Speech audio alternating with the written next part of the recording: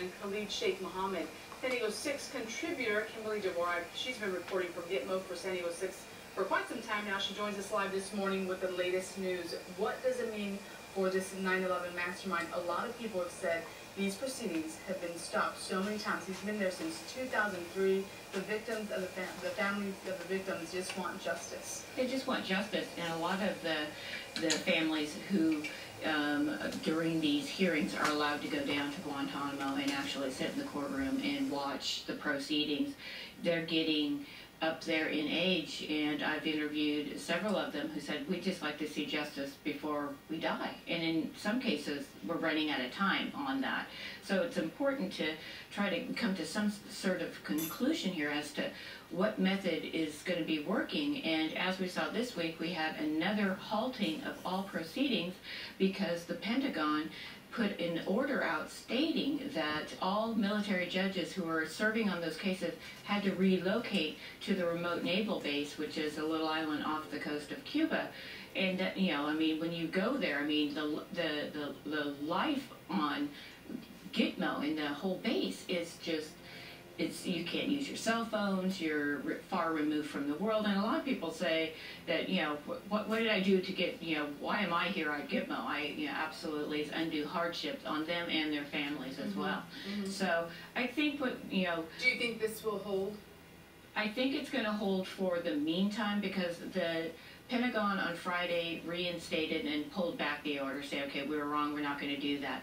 However, the defense now, they're saying, you know what, and the judges as well said, we want to see what the government's, you know, reason was behind this, and we're going to flush this out. So as of today, all hearings are on hold and proceedings have stopped yet again. Now, what does this mean for the taxpayers? This means for the taxpayers, Human Rights First, they put out a statement on this saying it shows how the U.S. government not only cannot handle the military tribunal system is not working, that of the 8 convictions that they've received at Guantanamo, 4 have been overturned, and the taxpayers footing the bill for this lengthy stay because it cost approximately $2.8 million per prisoner per year to stay in Guantanamo versus $35,000 a year to stay at a supermax prison here in the United States. And the U.S. federal courts have been very good about convicting these terrorists, and just, you know, they go to jail, and that's the end of story. 8 cases have been solved, 4 of them overturned. That goes to show you that there is an issue.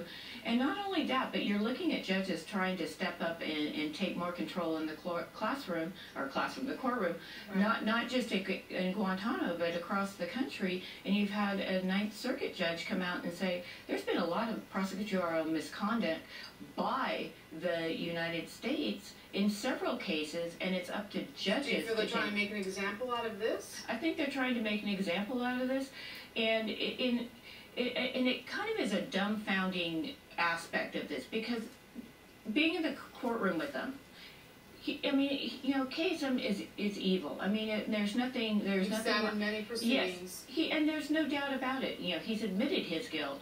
So why the CIA feel that they need to put an interpreter in there so they can hear the defense's side of all this is beyond me. Remains to be seen. You will continue to follow this. Oh gosh, yeah, absolutely. It continues. It continues. All right. Still to come here on San Diego 6 in the morning, a memorial for our